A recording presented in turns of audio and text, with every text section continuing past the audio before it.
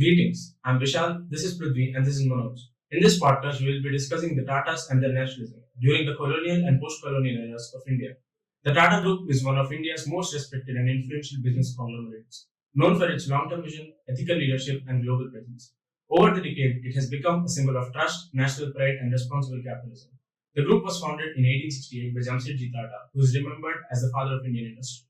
His ideas were far ahead of his time. He envisioned world-class institutions, industrial self-reliance, and social progress, decades before India gained independence. Tata began his journey with a textile mill in Bombay. However, Jamsetji's ambition quickly expanded beyond trading or manufacturing. He wanted to build core industries that could transform India's future, especially in steel, power, and education. The Tata Group became known not only for business success but also for trust, quality, and a strong commitment to philanthropy. The group is unique because a large portion of its profits is funneled back into society through the Tata Trust, funding education, healthcare, and scientific research. Some of the earliest landmark ventures include Tata Steel in Jamshedpur, Tata Power, and Taj Mahal Palace Hotel in Mumbai. These projects were bold, nation-building efforts during British rule and set the foundation for industrial growth in India. Today, the Tata Group owns global brands like Jaguar, Land Rover, and Prudhvi, and companies such as TCS, Tata Motors, Titan, and Tata Consumer Products lead in their respective sectors. Historically seen as industrial pioneers, the Tatas are now viewed as modern innovators, balancing profit with purpose, and remain one of the most trusted names in India and the world. We have divided this very broad topic into different sections. So we'll go section wise. The discussion will be section wise. So the first section will be the contradictory early origins of the Tata family. So to give you a context, opium trade was the prevalent form of trade till the 1900s and 1910s in India. For any family or any group to create a fortune for themselves, I think opium trade was one of the only forms of trade available at that time. So the Parsis in Bombay, they were one of the dominating groups in this opium trade. They were also involved in cotton exports to Europe. So in this way, opium trade, cotton export, they were very close to the colonial rulers, the government, and they were also very close to the banking houses in different ways, like the British banks at that time, the Bombay Bank, as well as the managing houses. So this is basically, in modern day context, this is argued to be misaligned to national interest. So how is it misaligned to national interest? It is said that it contributed to the drain of wealth from India. So basically, what had happened is British brought a lot of products from China, like silk, tea, etc. So these products, the Chinese did not accept any other products from the British in return. They wanted silver, British silver. But British silver was completely depleting because it had to pay China in the form of silver. Major global transactions at that time happened in silver. So this depleting silver was creating monetary problems for the British. So to compensate this, Indian opium was sold in Chinese markets, and silver was taken in return from the Chinese. And this silver was used to buy tea, silk, and such products for the British. So this automatically contributed to the drain of wealth theory, which is basically the trade surplus theory. We had a surplus with China. India had a surplus with China. China had a surplus with British. So the surplus of India was used to fulfill the surplus of the British. So keeping in mind the modern day nationalist image of the Tatas, what are your perspectives on this? What are your views on this? So the early actions of the Tata Group, they reinforced British economic dominance. How so? By the opium trade. Opium produced in India was sold in China for silver in return, which was used by British to cater their needs. Now, the same explanation also helps in drawing the inference that they fueled and helped in draining wealth from India. In this process, the Tatas, they also helped in sustaining the colonial rule because the British wanted opium to be sold in China. Now, the early nationalists, they pointed this out. So it's not the case that the Tatas didn't know. The nationalists did point it out. And despite all this, because this whole network that Tatas built during the opium trade, that strengthened the systems that exploited India. Now, despite all this, during 1930s, after the Great Depression, the Tatas positioned themselves as patriotic, nationalistic, organization of high morale, contradicting their own actions. Now, it was not the case that you can't make money for yourself without choosing the opium trade. The Walton Group, for example, around the same timeline, they started with native businesses like money lending, and with the money made there, they went on to found HAL, Hindustan Aeronautics Limited, HCC, Scindia Shipyard, etc., which were later acquired by the government of India during nationalization process. They did face a lot of hurdles, hardships, administrative issues during this by countering the British actions or their ideals. But with their intent, they swam through it. It was not. They faced through the hardships. Okay. So basically, you're suggesting that if they had the intent, it was not possible. It was not impossible to make money without opium Yes, trade. yes, there was an alternative. Okay. Fine. I do not agree with that point whatsoever. There were very few limited options for Indian businesses to make money from apart from opium trade. And the Tatas were Parsis who emerged from within this Bombay Parsi trading world and benefited from access, contacts, credits, and shipping networks centered in Bombay. So the Tata choices were not exactly isolated. They were part of a community-wide economic pattern which was driven by colonial incentives. Talking about ethics and nationalism, the retroactive application of standards and ethics and the definitions of nationalism, they are not valid. And this wealth that they built on early on, it helped in building industries and nationwide building which aligned with the national interests later on. And coming to the Walton group, at some point of time, they have also involved in the trade of cotton, which is not so far apart from opium trade and contributed to the drain of wealth too. And they have also involved in practices like money lending, which were not considered ethical. Okay. So your point is that it was very difficult to find practices that were ethical and also nationalistic in a sense, apart from opium trade at that point of time. Yes. And the modern day standards and ethics are not applicable to that time. It is not correct to apply the modern day definitions of ethics and standards to that time. Exactly. Okay. Coming to the Parsi point, the Tatas were embedded in colonial privilege. They had preferential access to trade networks. They had lower barriers to capital and also credit. They had legal and administrative favors. They were also in social and political proximity to the colonial system. So this was not exactly nationalistic. So in that sense, it is not exactly nationalistic to argue in the point of view of Parsis. It is not. Okay, so after listening to both of your point of views, I think we might draw a logical conclusion that the opium trade at that time showed the structural realities of colonial India till the 1910s, 1920s. It showed the constraints of the business in colonial India. So the opium trade might be morally wrong and not a very nationalistic way to do trade, but this might be the reality of early colonial India. So this money actually later contributed into building of industries and then nation building and later aligned to national interest. So whatever the intent might be, I think this money from the opium trade actually later on helped India. So proceeding to section 2, the section 2 can be labeled as Swadeshi as a strategy. Was it a strategy of internal consolidation or an ideological nationalistic move? So giving you the context, Tatas before the 1930s, they were trying to be global. The Tata Steel, Tata Power and Hydro projects, they depended on a business model which had British and European investments. They relied on international market and international technical expertise. On the other side, the Gandhian Swadeshi philosophy, it stood for Indian money for Indian businesses, and it stood for self-reliance and resistance to foreign domination. It also stood for employment to Indians, preferential employment to Indians, and promoting Indian expertise. The Tatas did not align with any of the principles of Gandhian Swadeshi, and they also did not openly support the Swadeshi movement at any point before the 1930s. They rather symbolized the elite globalist capitalist sense rather than anti-colonial resistance. During the non-cooperation movement, the Bombay Chronicle was a newspaper which pointed out the Tatas giving employment to European nationals rather than Indians themselves. The Tatas defended this, saying that the kind of expertise that they needed was not available in India at that time, and the technical expertise had to be built. So this was the difference between Tatas and the Swadeshi philosophy. So, but after the 1930s, Great Depression hit after the World War, and then after the Great Depression's hit, the European and British were not able to invest a lot into Tatas. And there was also fall of international markets. Steel price crashed. At the same point, Japan rose as a steel producer. Japan sold steel at lower prices compared to the Tatas. And British, for Indian purposes, for railways, etc., started to buy steel from Japan instead of Tatas themselves.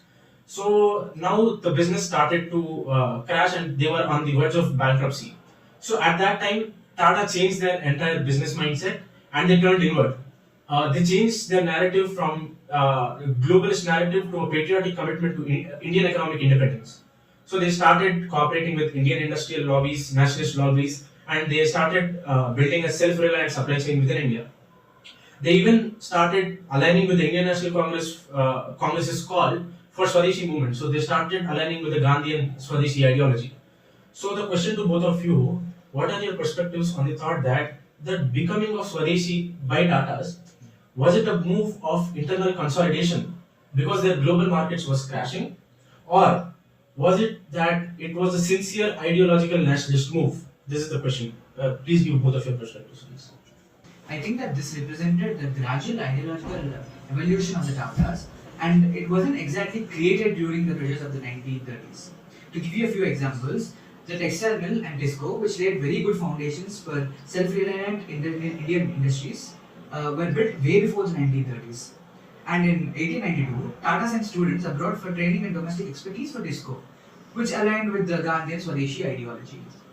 And Jamsetji Tata even built IISc for indigenous scientific mind grooming and expertise in engineering and science. I think that these globalist moves till the 1930s mostly showed political cohesion but not ideological absence. Because further industrial growth and building of self-reliant Indian industries, bad relations with British would slow down the process. And this is the reason that they observed political cohesion and did not openly endorse the Gandhian Swadeshi movement. And they even had to provide the British for the World War. Tisco supplied steel to the British during the World War, which strengthened building the industrial base which India would later inherit. The nationalist criticism during the 1920s can also be interpreted as an ideological checkpoint, which pushed Tata closer to a nationalist position, even if it was not immediately seen in action. And after the 1930s, their ideology now aligned with the national interest as a Swadeshi movement. And it was the right time to move inward, which was the articulation of a long-standing belief. So you say that Tatas from the beginning were nationalists, and in the beginning they made some nationalist moves like setting up of IISc and sending Indian students to abroad for expertise. Yes. But then for a period of time they went global and they exercised political caution so as to build good industries and to maintain good relations with the British to develop a good place for growth of Indian industries. Yeah, that's precisely my argument. Okay, so after the 1930s, they again came back to their nationalist standpoint after the British became weaker due to the World War and the Great Depression. Yes. And then they moved inwards and they aligned with the Gandhian Swadeshi principles. Okay. I actually believe that the Tatas were pragmatic nationalists. See, this served them two purposes. One, survival. Second, formation of a particular identity, national self-identity. This situation in the 1930s forced them to prioritize domestic markets, especially the Japanese was a rising threat. So they realized the importance of domestic markets and the importance of exploring within India, exploring within Indians for administrative jobs and not just for labor. So they used the nationalist economic arguments to demand protective tariffs to secure themselves in the market against, in reference to Japan, in reference to British importing steel from Japan. They wanted to secure themselves in the market, so they demanded for protective tariffs. This can be seen as a blend of survival strategy and also nationalism. Despite loyal efforts in the face of global, where they tried to globalize themselves, despite loyal efforts, they were not equally treated by the British nor by the American cartels, steel cartels. Okay, so American steel cartels is that the Tatas tried to tie themselves with American steel cartels to create a market in America. Yes, exactly. Now, this since this did not work with the British nor with the American steel cartels in the 1930s, they aligned with the Indian National Congress, and they started to be a part of the nationalist movement. They effectively positioned themselves, the Tatas, they positioned themselves as a symbol of national pride. So, again, they thereby framed institution with national cause and nationalist critique. And moving forward, their work was aligned with this nationalistic positioning as well. So you mean that they built an image of nationalism after the 1930s so as to align with their interests, but going forward also they maintained that image. Exactly. Their work also corresponded to this shift can be seen as there are two sides of the shift. One, it was a protective measure, and second, It was a good way to change the intent.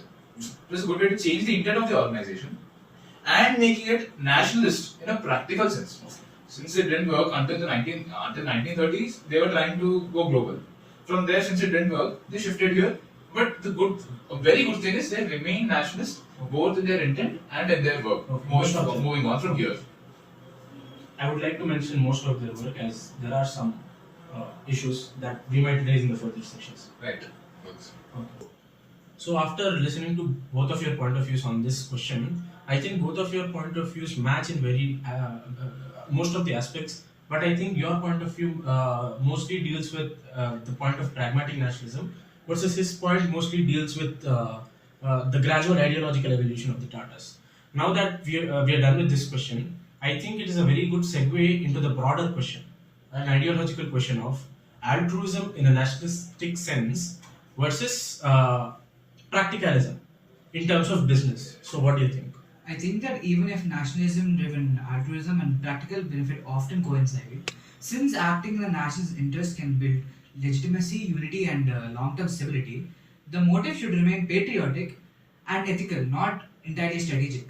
In this view, action is taken because it strengthens the nation morally, with practical gains emerging as an unplanned outcome. Okay, so you stand with altruism, nationalistic altruism. I feel from a practicalist nationalist perspective, decisions should prioritize national strength, efficiency, and strategic advantage. Ethical or patriotic language is acceptable, but only when it supports tangible outcomes like economic resilience, competitiveness, or security.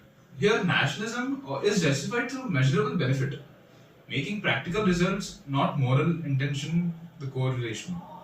So you say that practicalism automatically benefits the nation through economic well-being. Yes, Okay. because practicalism is an economist or an industrialist being practical, Okay. and that he would try to be profitable Okay. with his business. So just to give a context, nationalistic altruism stands for doing only things that are very good for the nation.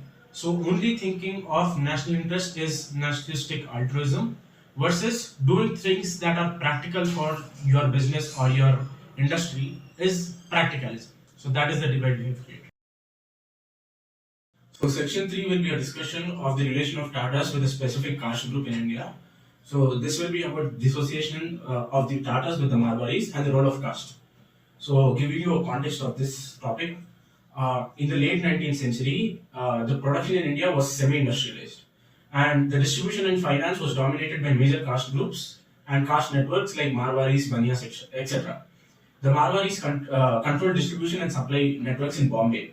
The British operated high-end banking and trading firms, but local distribution and trade system was dominated by the Marwaris. So TISCO in 1907, it started supply of steel by these Marwari networks, primarily in Bombay. So these Marwari networks were distribution networks and sale networks. So they controlled credit networks, wholesale markets, commodity circulation, and middlemen chains. And they used trust-based community credit systems rather than modern banks. So they built these networks by kinship, caste networks, and trust-based community credit asset. So they were seen by the British as traditional and reliant on arbitrage and not industrial production. Tatas were closer to the British industrial or financial norms. So the problem with Marwari started eventually for the Tatas. They ran a commission-based system. So the Marwari started demanding control over pricing and regional distribution. And there was a conflict of interest. The Marwaris traded imported British steel, which was imported from Britain, in the Bombay markets, along with the TISCO steel. So they also demanded high margins, and they also were having opportunistic pricing. This damaged Tata's credibility among consumer bases. So Tatas eventually replaced them with modern in-house sales departments. This was aimed at standardized pricing, creation of formal contracts with sales agents, salaries distribution, and instead of commission-based systems, they moved to salary-based systems. And they eliminated the reliance on brokerage by these merchant groups. Tatas framed this as a move towards fiscal probity, transparency, and modern transparent governance. So the question to both of you is, what are your perspectives on this shift? and what was the intent behind these shifts? So I believe it was a mere strategic move to capture internal markets. The middlemen were cutting off profits, and the prices set by them were very unreasonable. And they also had full control of the pricing, with some regional variances though. And this caused significant damage to Tata's credibility. And the thing is that the Marwaris were actually players in the distribution of steel for both Tisco and the British. And this was very inconsistent with respect to the company's interest and the Swadeshi goal of self-reliance because they were involved in the distribution of British goods. And these acts also served as moral justification for whatever the Tatas have done now and for the industrial monopoly established by them. So the Tatas gradually moved on from Marwaris to Tata Steel Sales Department for distribution and sale of steel. And this whole thing was less about governance and more about vertical integration. So what is vertical integration? In vertical integration, the company has complete control over everything from production to sales, audits and everything that it manages on its own. Okay. So you're basically saying that the Tatas wanted to monopolize the system, and that they had moral justifications in the form of the Marwaris doing such acts. Yes, that's precisely what I'm saying. So the aim was at monopolizing the system. Yes. Okay. I view this as a step of modernization towards national capitalism, which is it is basically the style of capitalism where every decision is taken logically and in a calculated way. And they don't rely on informal practices. They depend mostly on contractualization, that is, getting out contracts, and each class of contracts has a fixed salary. So in this process, they also introduced bureaucratic management instead of kinship commerce. That is, instead of trying to keep it entirely within family, they are letting it out to people on contract system who is suitable and skilled for the particular position. A few salient features are fixed pricing, regular audits of the accounts, and standardized contracts, as mentioned earlier. Now, there is also Weberian capitalism, which is followed in this approach. It is almost on the lines of rational capitalism. It is a way of handling industries with financial discipline, bureaucracy, and with goal-oriented activity, and a few other rules. So it is almost synonymous with rational capitalism. Now, essential part is this process helped Tisco build credibility with the government and also the banks. Okay. Now you're speaking about Tisco building credibility with the banks, but it was a time when Tisco aligned with the Swadeshi movement, the Gandhian Swadeshi movement. So how will Tisco align themselves with the bank, building credibility with the bank? A small correction. Hmm. This is This happening in the shift. This is happening in the phase where Tata was trying to globalize itself. Okay. Not it is pre 1930s. It is around 1900, 1910. Okay, so it was a time when Tata was having good relations with the government. Yes, as well as yes. the banks. It was still catering to the British economic Okay. governance. So you basically suggest that this shift was a move towards Weberian capitalism and modernization. Yes. And you suggest that it was a shift towards monopolization of the steel market, and they required moral justification to remove the Marwaris out of the chain. So they gave appropriate moral justifications. Yes. Right. Okay. So as important, discussing the shift is as important as discussing the consequences. So what do you think are the consequences of this shift in a long-term basis? So I would like to divide it into two point of views: the Marwari point of view as well as the Tata point of view. So can you give the Tata point of view in this case? Okay. So the Tata point of view. See, this measure actually helped them maintain control over pricing and distribution systems, because under the Marwari, when Marwaris were operating, there was a huge price fluctuation, especially from the Regional distribution. basis, yeah. So that was curtailed. Mm. Now, with this process, they also established a monopoly in steel industry for some time. But these measures built a certain ethos of Tatas, professionalism, transparency, and also autonomy from caste and kinship networks, which helped them later in global reach, because they acquired Chorus, a steel company, a Dutch-based steel company, and also Jaguar Land Rover. So these ethos helped them there. by globally oriented industrial modernity. Now this shift was experimental, which enabled corporate organizations that later went on to set up organized institutions such as Tata Institute of Social Sciences, then Tata Institute of Fundamental Research, TIFR, and also TAS, Tata Administrative Services, and also the the Housing and Welfare System. Tata Steel Housing and Welfare. Yes. Now, these shifts also enabled them to weather through the license Raj and global competition. So, this we'll discuss later. This is an important topic. Okay. So, The license Raj. yes. Okay. So you suggest that this shift enabled the Tatas to a more professional structure, which helped them in global reach later on. Exactly. Okay. Yeah. So Prudhvi, can you give me the Marwari point of view? So, in my perspective, this shift served as an early warning signal to the Marwaris on their reliance on kinship finance, informal trust systems, decentralized brokerage networks, and this made the Marwaris realize that the control of production was more important, if not as important, as the brokerage networks and distribution networks which they had previously focused on. And this led them to shift their capital to industrial enterprises, and they essentially ended up creating the same modern structures as the Tatas. And in the end, they eventually became the dominant Indian giants of cement, finance, and steel. And I can give you a few examples. They are Birlas, Bajaj, Dalmia, Goenkas, etc.